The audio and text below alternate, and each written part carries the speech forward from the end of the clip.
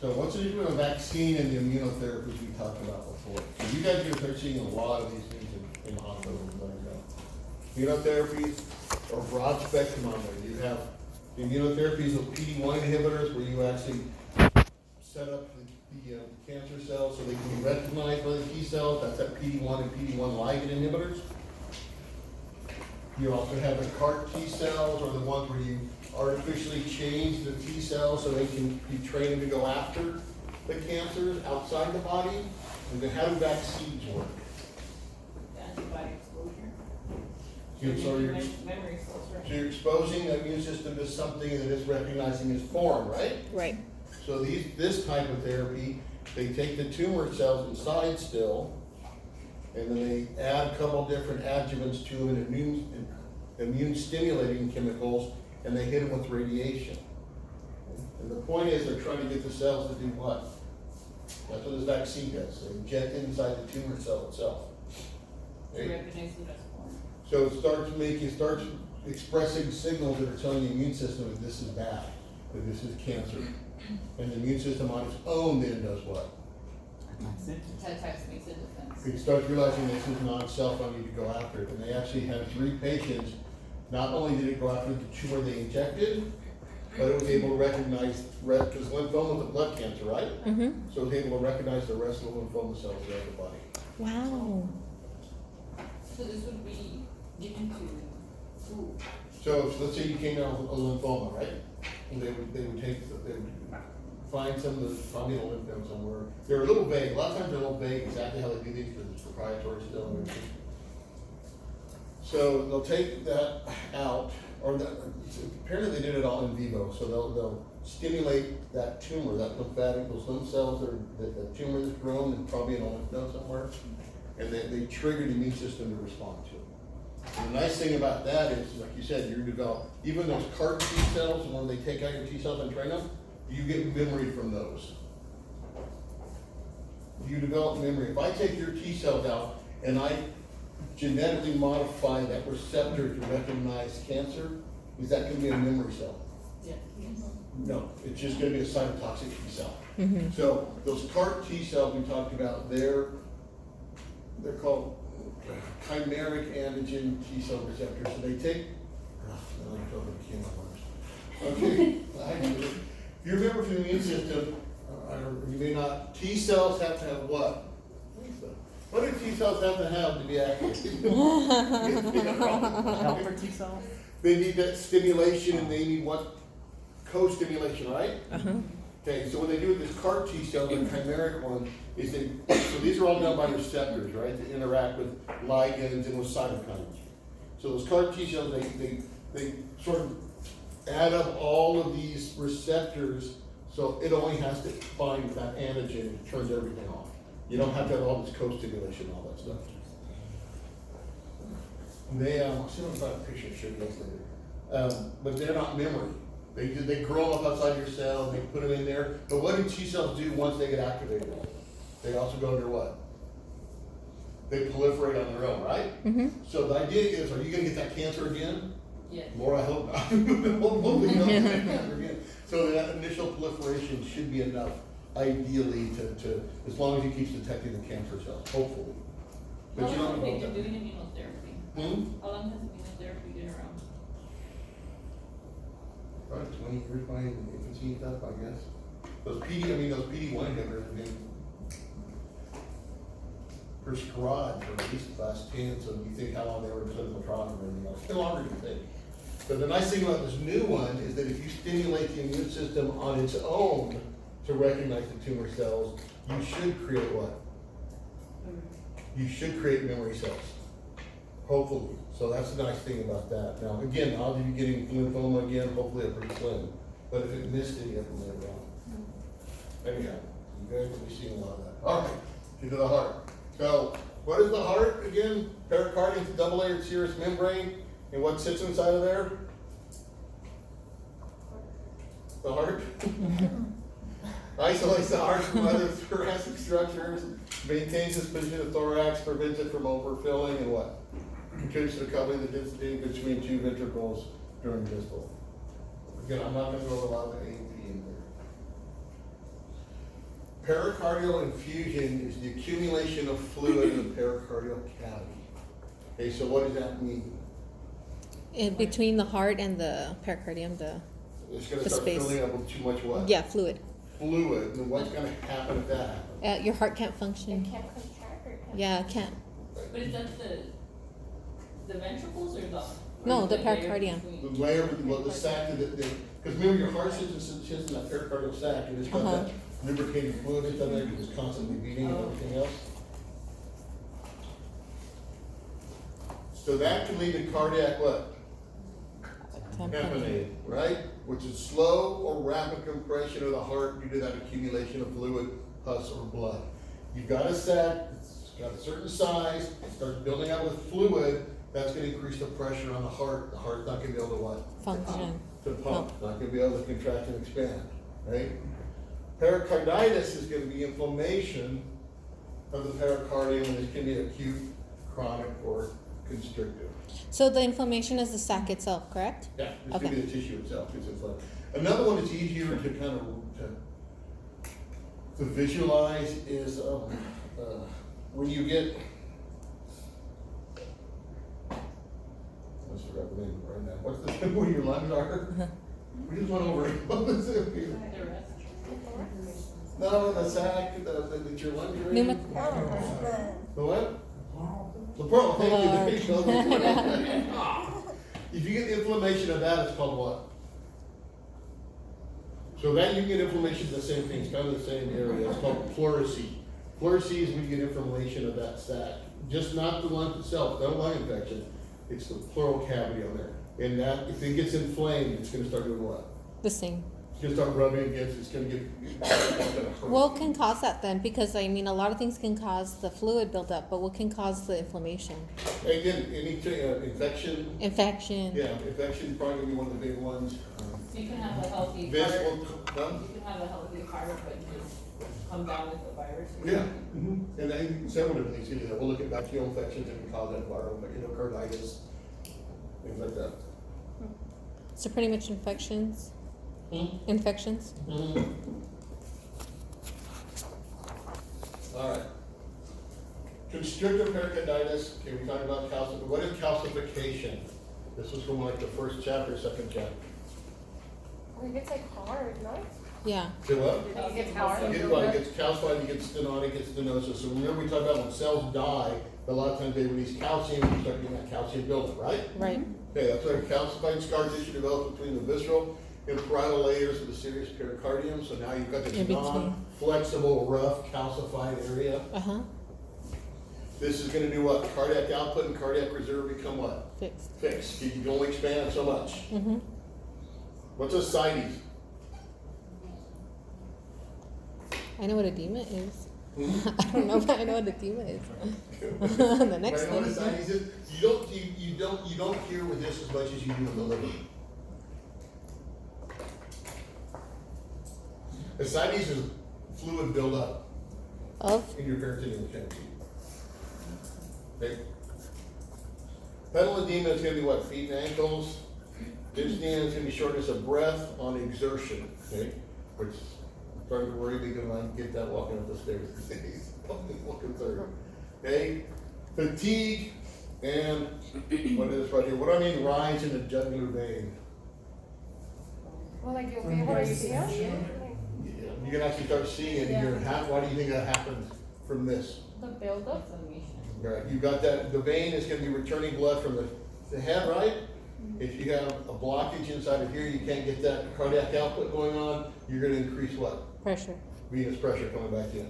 So it's the same thing as GED? Yes, exactly, yeah, Same thing? yeah. Okay. All right. So acute pericarditis is based on clinical manifestation, again, ECG, radiography, what's an echocardiogram? What are they looking at? Which one? You said it's a ultrasound of the heart? Ultrasound heart, what are you looking for? The blood flow. Blood flow and the rhythm and beating and everything, right? Good. Okay. And then it's also through friction rub, and again, this is gonna be made what? This is what we were talking about, you get into inflamed tissues, you can actually start getting this, you can hear it. through oscillation, you can actually hear this rubbing in there. Chronic pericarditis is gonna be what? No pathogen identified. Maybe you talked about that. You're probably gonna be more So- likely it's gonna be infection. Infection. So this is gonna be what? Pathogenic and autoimmune.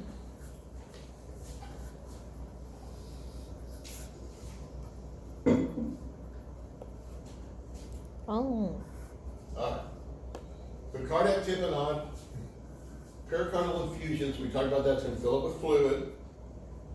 And then you get the compression of the heart due to accumulation of fluid plus blood. And this can be caused, what, this can lead to what? How would this lead to hypotension?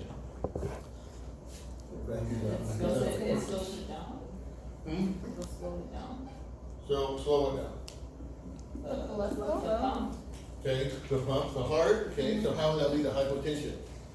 Because you're not circulating enough blood. Okay, so what is it? Cardiac output equals, Stroke Oh. volume. Stroke volume. Stroke volume times. SV times Heart rate. heart rate, okay? So which one are you gonna be decreasing more than anything else in this probably? heart rate. Heart rate? The volume, the volume. Stroke Because that part volume. is fixed, if it gets too filled, it can only expand so big. So there's less fluid in there? I thought it's. So it's gonna have to work No, harder. you're talking about outside versus inside. Oh, okay. So this is now- filled up. Did you remember I talked about, you have what? So it's not gonna be able to get it out. Oh, yeah, true. Cardiac output and cardiac reserve become fixed, okay? So that means what? It's staying the same. You can't change your cardiac output, it's gonna be probably SV and probably heart rate too, probably both of them. Okay.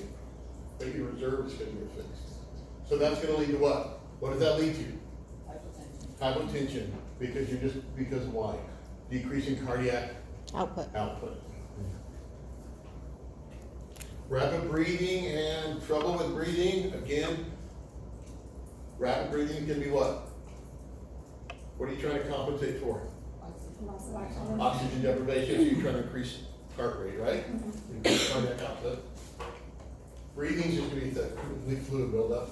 Weakness, dizziness, and fainting is gonna be due to what? The hypertension. Back to the hypotension, right? Lots of oxygenation in the tissue. In particular, you're talking about where? What's gonna cause weakness, dizziness, and fainting? To more the so? brain. The brain. And then chest pain just because what? You've got that inflammation, you got that fluid buildup inside of there. All right. That cardiac tamponade is just to do with the fluid and the way the heart pumps. Right, so you got that pericardial sac, right? And that's in there to give the lubrication and protection, right? And it's filled with fluid, right? To keep everything, you don't want things rubbing against each other. If you start pumping more fluid, blood, pus, whatever inside of there, what's gonna happen? It's just You got that heart gonna going. Now you got more and more Pressure. fluid pressure pushing down on it. So is this where you also take having the patient leaning forward on their side, to see if you can hear that rubbing, that like crackling? That crackling, the friction running, the crackling or friction running? Friction rubbing. Friction rubbing? Don't know, you probably know that better than I do, actually. It might be, anybody know? What do you think, what's your experience? Yeah, because I only would have only some patients have them hospitally the heart, but then leaning forward, Move forward, and then lean on one side, and the other, trying to get the heart to move. move around, it very well may be to see if it's gonna move up against it and everything else. That, I don't know, that's more clinical than I'm familiar with. Because there's supposed to be a tiny bit of fluid, right? It's not supposed to be rubbing. No, if they're rubbing, Yeah. anything that rubs together, what happens? Yeah, Oh, yeah. It starts burning. friction You get and then, friction, yeah. and what's gonna happen? Well, you're gonna Burn. burn it. Start a fire. But what's gonna happen over time? Even just this, Where, you're gonna wear it down. you're gonna start getting calcification and everything on there. So yeah, right? there's a tiny little bit of fluid, but not Right, a not a lot, lot. So Okay. this leads to heart failure? You could, if it got bad enough, yeah. Because what's gonna happen too, what else is the heart gonna try and do to try and compensate? Rapid breathing, it's gonna try and what? It's gonna try and be harder and harder to try and compensate, right? And we'll get that a little bit towards the end. I just put coronary circulation in here. worry about that too much. Is that something you want us to kind of memorize? Yeah, Okay. I'll take it, yeah. Okay. Not even go over the AP that much. So impaired coronary blood flow, that may cause what? Angina is what? Chest pain. Chest pain. You ever seen those little children? Oh, okay. Chest pain due to what? Lack of oxygen. Is it a complete loss of oxygen? No. No, it's just what? Lack.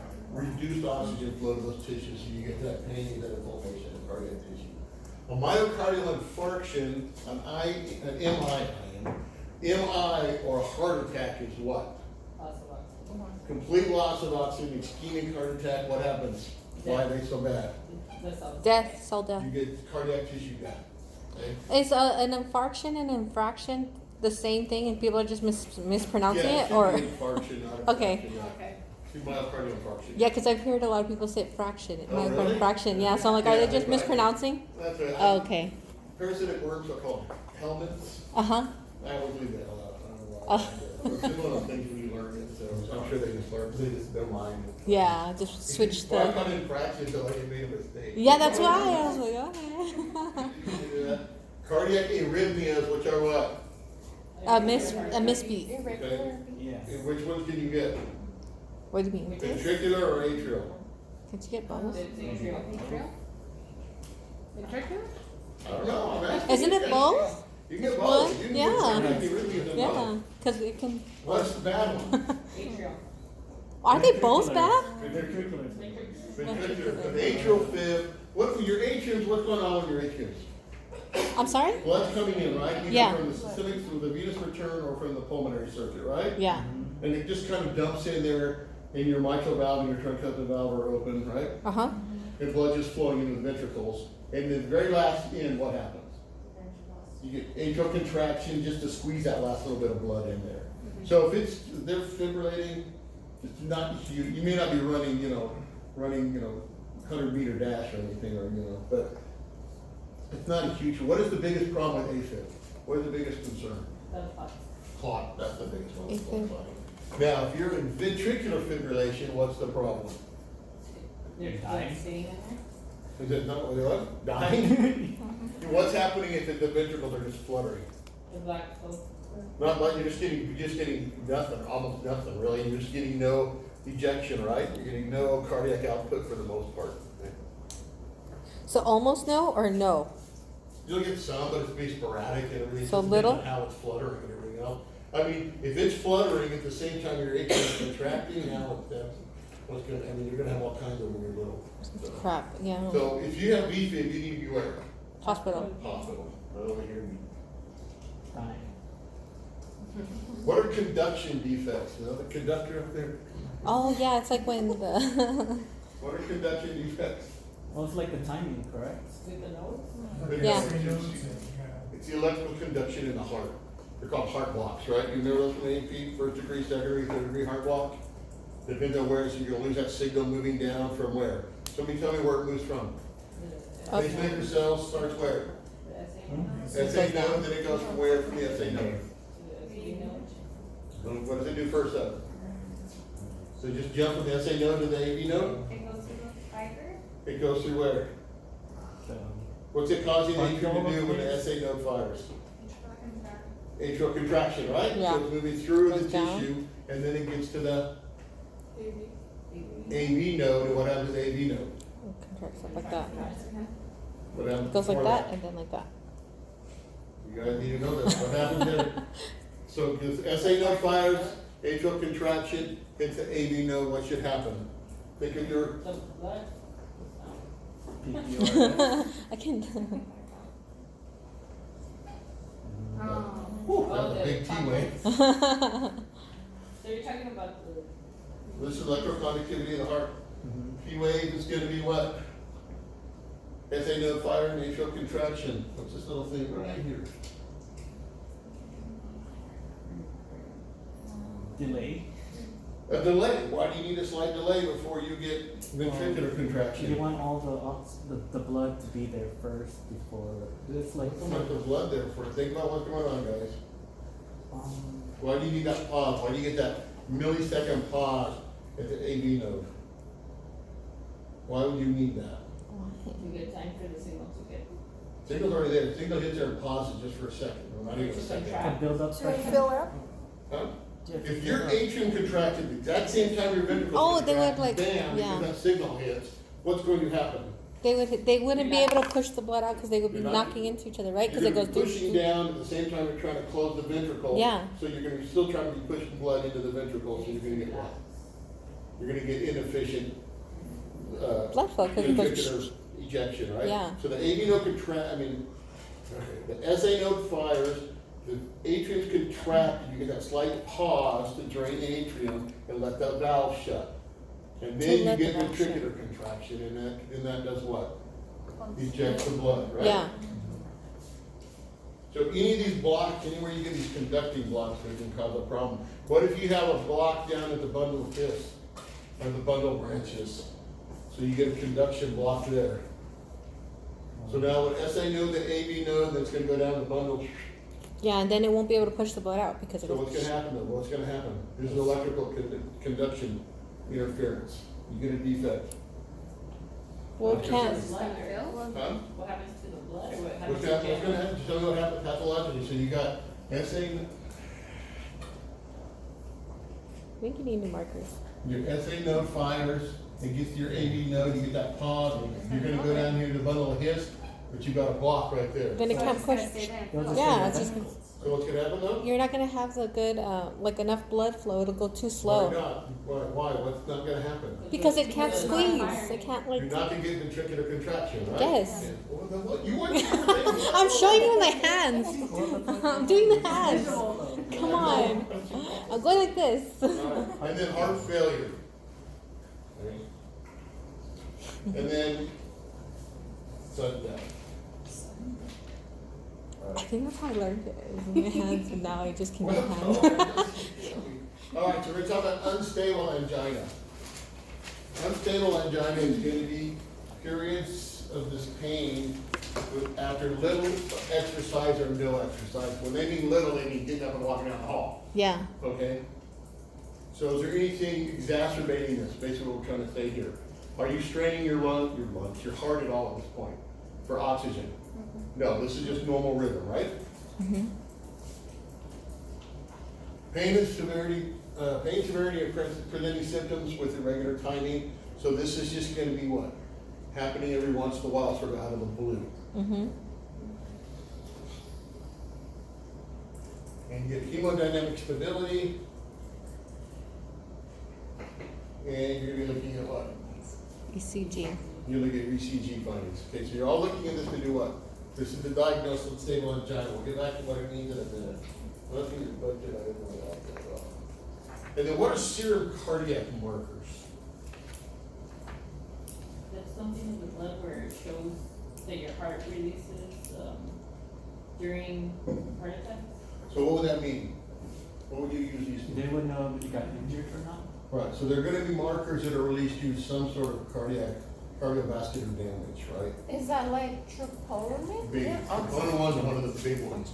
Troponin 1, if you have high troponin 1 levels in your blood, what is that telling the physician? Or You're- your nurse? Like you're on track for a heart attack? Yeah, or you already So have what low is that? What is it? Is it a hormone? What is it? Just kidding. What is it? Really? Come on. What is troponin? Proponent? Come on, just tell me. What is troponin? What is it? Like, Like actually? Like, I it know, gives you a I'm not little. gonna tell you about. Well, you're the Anybody teacher, I'm know what asking. troponin is? Daniel, what's troponin? You know, anybody? See, it wasn't a dumb question. Okay, does that have to do with attachment of contraction? I was thinking tropomyosin. Tropomyosin, troponin, and. Oh, okay, so it's part of the actin. contractions. Y'all remember that from 1306? Yeah. What is it? So It's it's like contracting too we're- fast. Okay, Where it's I think I got a calcium. picture here, I'll show you. Calcium attaches to like. Calcium attaches to the tropomyosin, moves it out of the way, and then you expose the So myosin that's to do head. with the myosin. Actin attaches, That's I mean, Actin. yeah, actin attaches and changes shape and causes the muscles to fire. So what is it? Okay, component B, component one, Helps with the it's tax. creatinine Is it kinase protein? and B. Is it Creatinine a- kinase is one of the different release two. That's So okay. these I'll are explain going to later. be serious cardiac markers of cardiovascular damage, not just unstable angina. Alright, I think I need to take his AMP. so an ECG looks at what? It introduces the pattern orientation of what? What do they mean by waveform? Somebody walk me through an ECG. It's the T-wave. ECG. This is stuff you guys should just know. How? How are we supposed to know this? AMP for this. I didn't learn that in AP. You don't know what the waveforms are? PQRS. PQRST. Oh, yeah, the letters. I'm gonna call Texas Tech. You know, Don't let him in. I want to reconsider that. I think I need to take your AMP. You're very in depth. I don't remember any of this crap. So, the waves are what? PQRS. What is P? It's just electrical or mechanical? Electrical, right? So what is a P wave? Okay, that's mechanical. So what is a P wave? Now they're superimposed on top of each other, right? Because the electrical causes the mechanical, right? So what is a P wave, guys? That's, huh? Nope. P wave is gonna be what? SA node firing, right? And that's gonna be indicative of atrial depolarization. And that's gonna lead to contraction, right? Depolarization, yeah. Did I say depolarization? Oh, yeah, that depolarizes and that's when things fire, muscles fire, right? Okay, so now you've got that, and now you've got that plateau.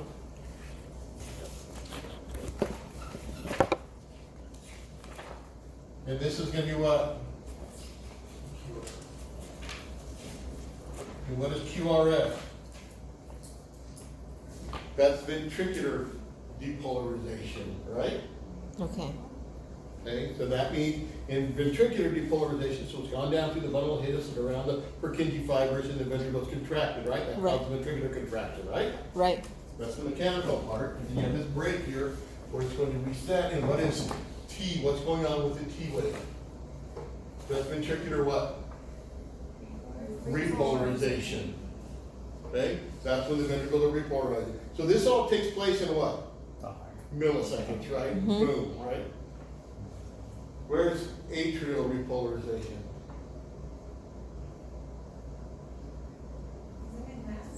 So this is atrial depolarization, ventricular depolarization, ventricular repolarization. Where? It's masked by the indicator. Good.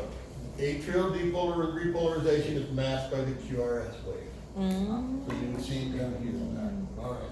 That's what your ECG is telling you.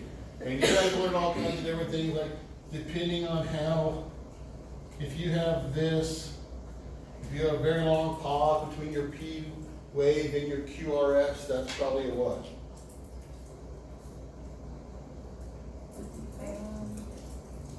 That's gonna be a slowing down of that movement of that pause, that elongated pause of the AV nodes that's gonna come.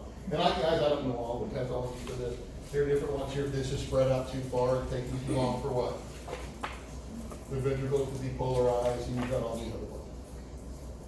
Echo, we already talked about that, a two-dimensional Doppler esophageal. They also use this same sort of system for some other stuff, but this is looking at what? Blood flow, right? What's the stress test telling you? Heart rate? No, to get your heart rate up. Boy, trust me, I've done it before. It's like what we were talking about before, like to see like how much you can. How hard the heart has to work. So stress tests, you're gonna be hooked up to an ECG, right? Mm-hmm. And they're gonna be looking at some other factors, and they're gonna be looking at how well is your heart responding to that increase in stress over time. If you get blockages and things like that, they can tell them that. Nuclear cardiovascular imaging methods do what? What are they doing here? They're just putting a what? A radioactive tracer inside of you and passing it through your coronary system, and they're looking for what? They can trace it how? What are you looking for? Perfusion imaging, how well the perfusion, blood perfusion, infarct imaging. If the tissue's dead, is it gonna get any, is it gonna light up? I don't run and see where the pathway is going and if it. Right, so you can just Yeah. see where it's going, right? Radionucleotide, angiocardiology and positron. What is a positron emission tomography? What's the other name for that one? What does that tell you? What's the big one for that? Is it that it's a PET scan? Called a PET scan, PET scan, PET scan, positron emission tomography. What does it tell you? What is it looking for? They use this with cancer a lot too. The tissue damage? Not tissue damage, it's looking for, usually they give you radioactive glucose.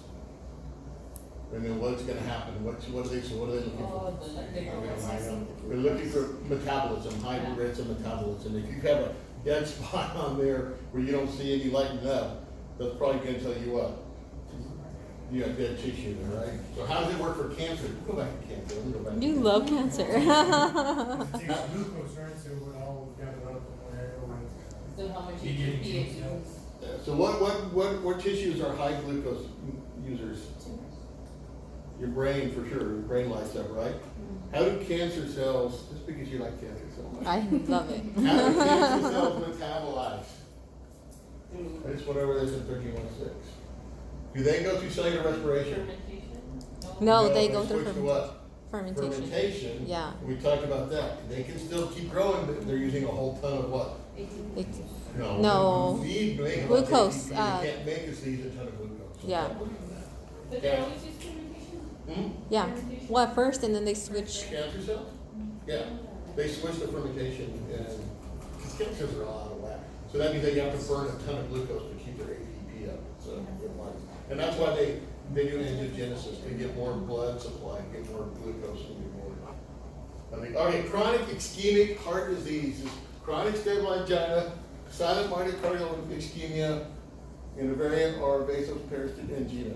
Angina, that's not right. Acute coronary syndrome is what?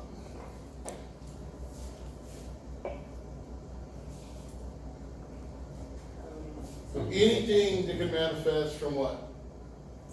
Stable angina all the way through what? MI. Okay, So so can this- you define angina exactly? Angina is just a pain, so if you've got a partial blockage in your vessels, your coronary circulation, it's gonna get not completely ischemic, but it's gonna lose oxygen. So anytime you get loss of oxygen, you're gonna start having cell what? Death. Even if you don't have a lot of cell death, you're still gonna have what? Pain. An inflammatory response going on, because they're gonna be stressed, and so that's what that is. So it's being due to loss of oxygen. Yes. Lack of oxygen. Lack of oxygen. Can you consider it like before you have a heart attack? It's kind of like a warning symptom of like. Some people get them, some people don't. I mean, if you've got, Angina. especially stable angina or even unstable angina, you're pretty much a ticking time bomb for the most part, right? For- Some, you've already got a blockage somehow in there, odds are probably gonna get it. Problem is, what can you do about it? We'll get to that later on. Yeah, that's what I want. Okay, so we'll get to that later on. So chronic stable angina is associated with fixed coronary obstruction, is what we're talking about here. You got this. That produces a disparity between coronary blood flow and metabolic demands of myocardium. That's just a complicated way of saying what? There you go. Cardiac tissue isn't getting enough oxygen for the most part. Not getting another. Or glucose for that matter, but oxygen is gonna be more important right off of that. You got stores of it in your glycogen. Stable angina is the one that's gonna be brought on by exercise. Okay? So this is the one that you're gonna be fine until you go out and try and do what? You go out So and you try and do hike the mountain, anything. all of a sudden what happens? You got massive chest pain coming in. So initial manifestations of ischemic heart disease, approximately half of all persons with what? What does that stand for? Coronary artery. Good, coronary disease. There are a lot of things in here that are from. And then it's gonna be brief periods of pain and tightness, but this is gonna, so test questions on this one might be, what is gonna induce an attack from unstable angina? Unstable? Unstable. Just walking around, isn't it? Anything, it's just gonna Yeah. happen sometimes. Stable angina is only gonna be manifested or induced by what? Exercise. Exercise. And exercise means increased cardiac what? increase cardiac activity for whatever reason, you increase that on there. Because you increase activity, you increase oxygen demand. So if you've got something in it that's blocking that flow, you may be fine sitting there, but as soon as your heart starts having to beat faster, it's gonna run. It's gonna happen. Freak out. So if I got a partial blockage, I got a 50% occlusion in one of my cardiac arteries, right? Yeah. That would be fine, but I'm just sitting around not doing anything. I go decide to jog up on Trans Mountain and climb up to the top of the elephant up there, what's gonna happen? You're gonna. Oxygen, my heart rate's gonna go up, increase oxygen demand, and that's when it's gonna go up. Holy. So unstable angina, you're still having a loss of oxygen, but it's brought on by a. Nothing. Nothing, it's just, you make it. Unstable. Unstable, yeah. Unstable, it just periodically happens over time. Which probably means you're getting ready to have what? Heart attack. Unstable. Unstable or stable? Kind of bounced around, unstable. Unstable. Unstable is the one that's just, you're getting periodic block of flow for no real reason, so you probably got a pretty big occlusion in there, just causing kind of issues. I'll get to occlusions later on. So unstable happens over time? At Well, any time? it just happens, there's nothing that triggers it. Okay. That's probably a better way to do it. It's just gonna happen from time to time, but there's no, either exercise or light exercise. You're not really straining your heart. You could just No. be like sitting there and it happens, Yeah. right? You'd be sitting on your couch watching TV and all of a sudden it's like boom, like, oh, so. But doesn't it feel like a really bad indigestion or something? That's what I So, can't some of really those are, a know. lot of those are heart attacks too. That's completely the ischemic and everything else. So, person with what? ACS are routinely classified as low risk or high risk for infarction, okay? Based on this what? Presenting characteristics, stable, unstable, ECG variables. Again, that's stuff you'll learn. You're gonna look at difference in those patterns, conductivity, everything else. Serum cardiac markers. Do you have any of these things? Mm-hmm. Are you having some tissue damage already somewhere that's causing you to release these in your blood? Okay? And the timing of the presentation. If you're just sitting around meditating, doing yoga, and you get a heart pain, But you should. I'd be pretty worried at that point, wouldn't you? Yeah. Whereas if I'm running a marathon, and all of a sudden you're like, oh, I mean, I would be worried then too. But still. This is how they're gonna look at how you classify it. And this is once you have, what's ACS? How bad is it? This is after. This isn't, you got high cholesterol, you got high blood pressure. This is after you got what? Heart damage. Yeah, you've already got what? Ischemic coronary disease already. So basically what they're saying, after this, if you get sick, if you have this, they're gonna look at what is your risk of progressing to what? A myocardial infarction. So can you define ischemic? What's ischemia? Low oxygen, isn't it? That's, ischemia is gonna be what? Inadequate blood flow, and that leads to hypoxia, right? Yeah. But when you're really worried about blood flow, there's two things, right? Food, but the main one is oxygen, so it leads to hypoxia. So if you get an ischemic stroke, what happens? Blockage. What happens? What does that mean though? No. No blood in your brain. Oxygen. you need food. All right, so characteristics associated with this. I think I put this in, a couple of these in the word in your book. So this is gonna be an acute obstruction without what? Myocardial. Without myocardial infarction. So this is that unstable we're talking about. Why does it happen? What happens? You've got an acute obstruction, but a couple of things that can happen.